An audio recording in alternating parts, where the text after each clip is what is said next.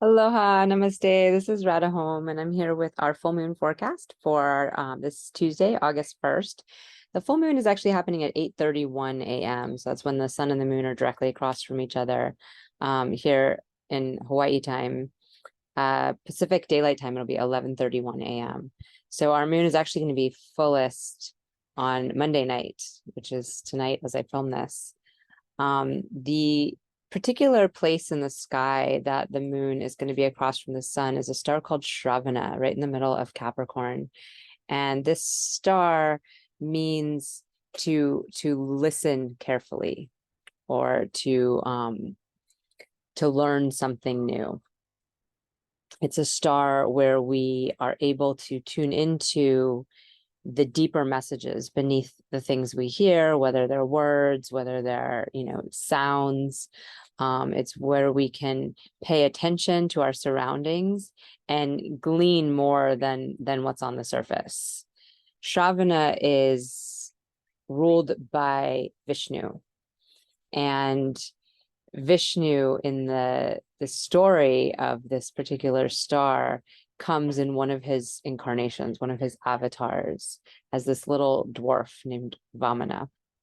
And Vamana, she's born, or he is born to Aditi, the universal mother. And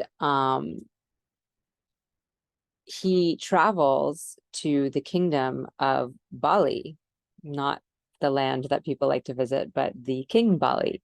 He's one of the asuras, one of the beings without light, who brings back into balance the interplay of dark and light here in the world that we live in. Got some noises rearing up in the background here, but hopefully they won't get too loud. That's some asura action there. So he comes to the kingdom of Bali as this little dwarf, and as soon as he is welcomed into the kingdom, Bali can sense something about Vamana. He can sense like a holy presence. He somehow, somewhere knows that it's Vishnu, right? And somehow this happens to us in various circumstances. We just know more than what's been divulged to us, right? More than what we see on the surface. So Bali brings him into the kingdom, and he, Vamana bows down and is respectful and humble, and Bali offers him a boon. He offers him a reward of some sort. And at this point, the guru of the asuras is Venus. The guru of the devas, the gods, is Jupiter. There's a lot there in the Jupiter-Venus relationship, but we'll save that for another video. So Venus, the guru of the asuras, was hanging out with Bali right before Vamana came, and he sensed that something was going on here, and that Vamana was not just this little dwarf, this little innocent dwarf.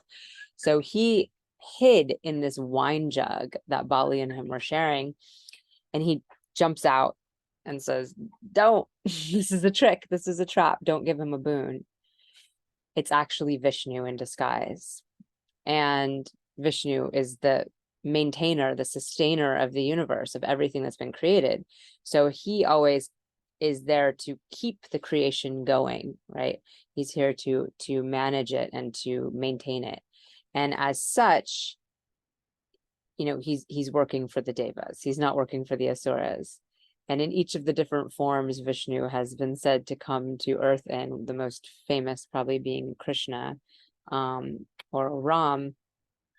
He comes with a point. There's some demon who's gotten too much power. There's some entity that has too much power, and the balance needs to be restored for creation to be maintained. And so he comes in this form. And so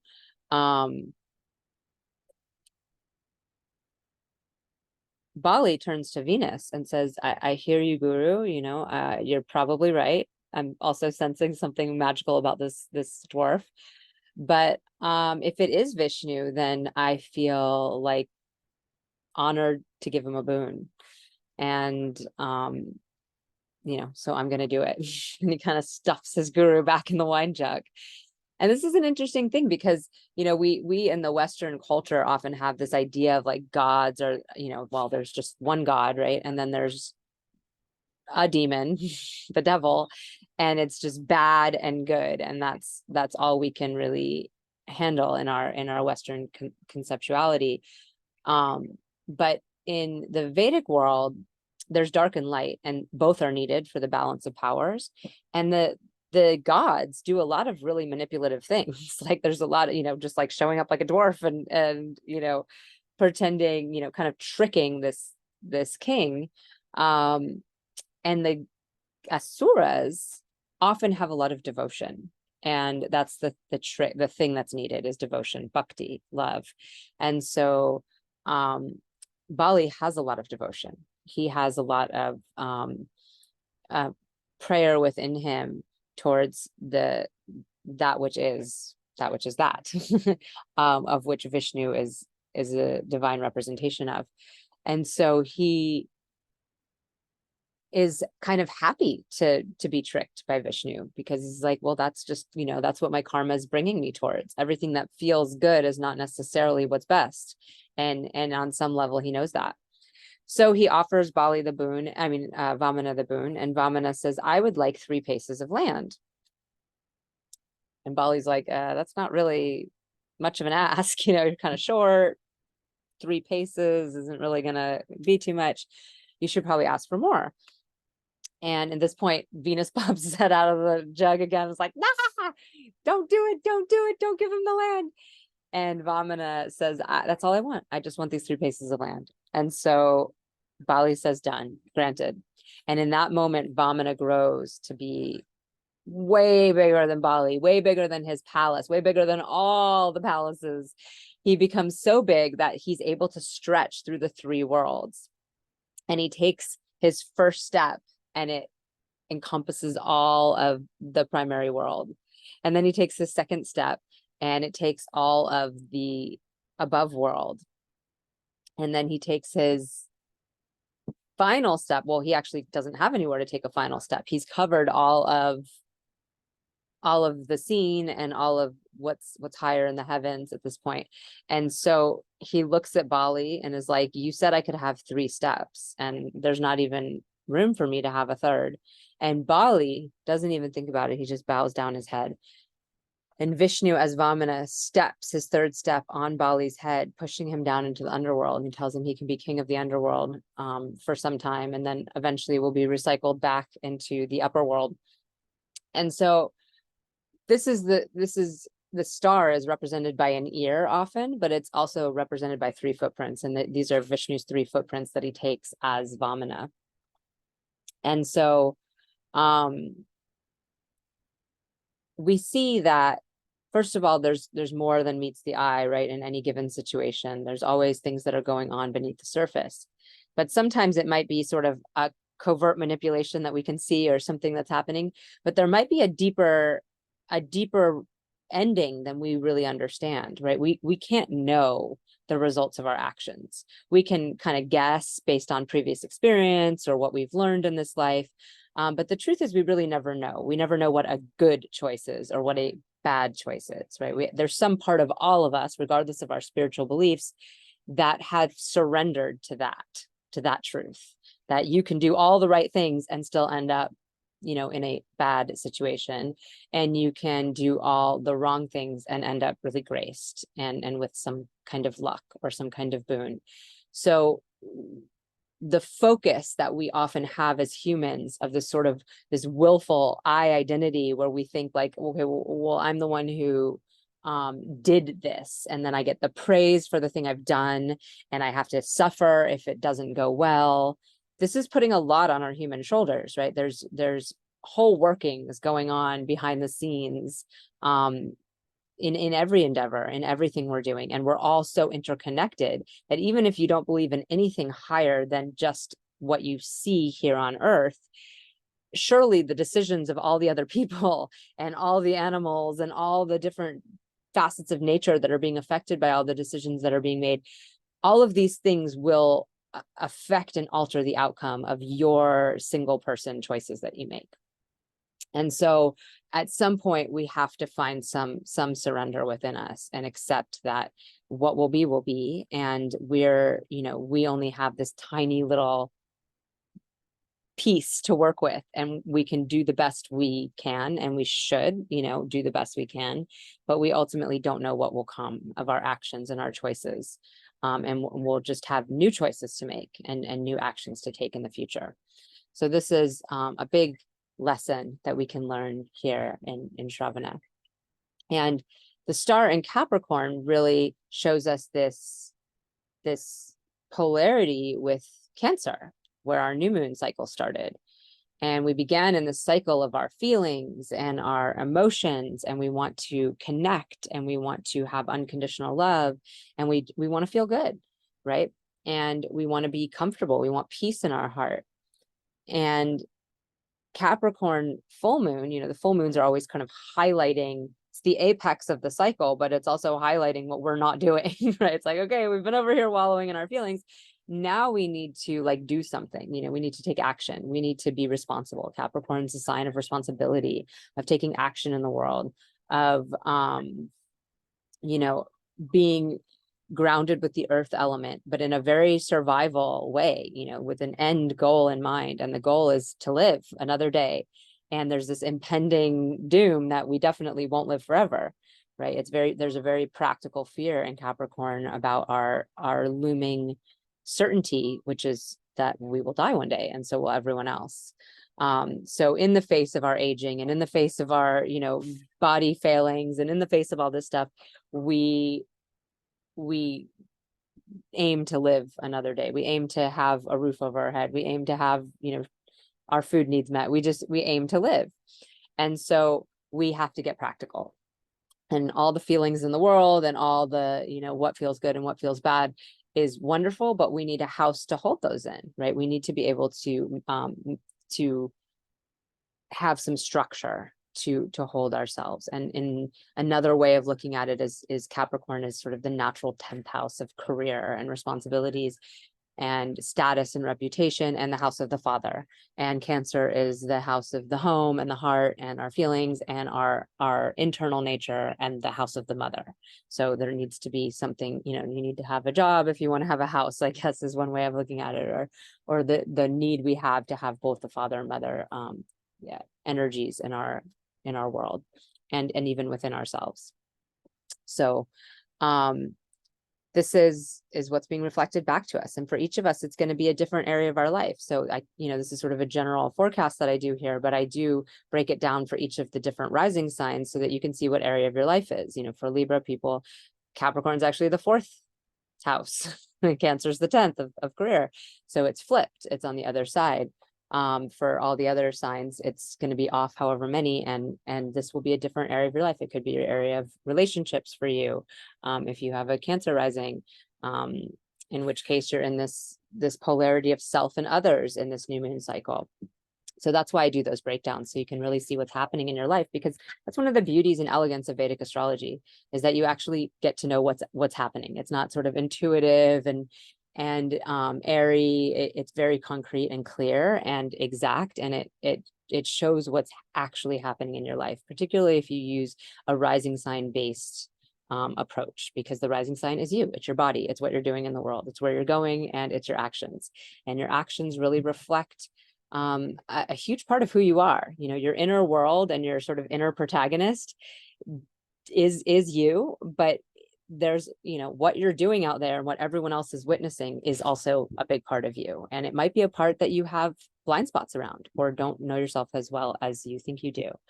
So that's something to look at. I'm gonna share my screen really quick so we can look at what else is going on, because certainly this full moon is not everything. We have this stellium of planets in Leo here. Venus is still retrograding back towards Cancer. Mercury is in Leo too. They're both in the early degrees in Magha.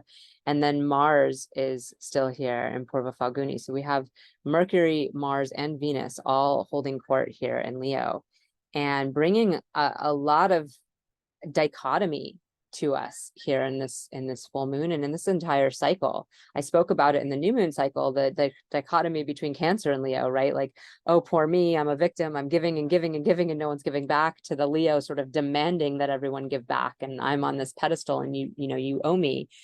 Well, with Capricorn energy coming into play, and right after the moon leaves Capricorn, it will go into Aquarius on the 2nd and join Saturn for a couple days. So we have this sort of humble energy, this energy of the everyman, and all the people, and this behind the scenes, as opposed to being on center stage, as Leo puts us. And they're right across from each other. So this Saturn, whether or not the moon is joined, is giving drishti, a mutual gaze with Venus, Mercury, and Mars, and particularly very strong with Mercury on Saturn. We see this link, where we might not say everything that comes out. And usually when Mercury is in Leo, we're quick to share. We're quick to share our opinions. We're quick to share what we think we know. We're quick to speak, and boldly, we say bold words, and we try to lead. And with Saturn sort of, it's retrograde, but this internal fear kind of building up, we might be more likely to hesitate. We're also, it's like this impending doom within us. Like, we know that there's problems that are building up, and whether they're financial problems, Aquarius has a lot to do with society at large. So big issues that affect all of us, that are sort of out of our miniature control, our personal control, but collectively we all subscribe to them and create them. Well, this is the land of Aquarius, and particularly Saturn being there in his own sign. So we have this impending doom, it's like, oh, there's a recession, or we're not going to be able to do these things we needed to do in our business or in our home and our investments, whatever. Maybe it's more personal, depending again on what houses these things are for you.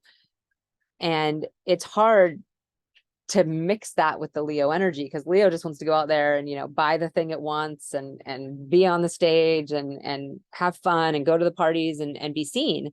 And meanwhile, there's this sort of awareness within us that it's bigger than that, and that we're going to have to step up our, not just our humility, but our ability to work with maybe less, our ability to work with each other, and that it's not all just about us, just about me.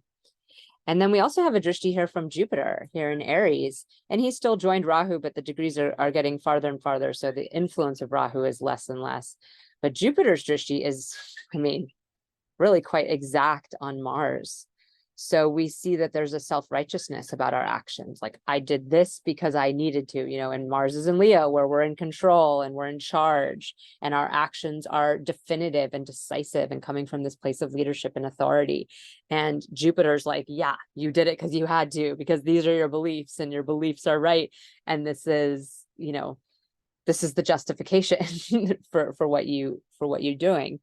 And so this can get us kind of, we can have a lot of mixed feelings right now, where we're feeling some self-righteousness, we're feeling some doubt, we're feeling our humility and our connectedness to everyone, but we're also feeling in authority and loud and proud and wanting to be the one to lead. And then the sun is still hanging out here in Cancer in Pushya, and Pushya and Shravana are both very gentle nakshatras. Pushya is the nurturer, the nourisher. And it's the ruler of Leo, right? The sun is the ruler of Leo. So all these planets are being directed by this sort of Cancerian energy that's still there. And Venus is on her way back.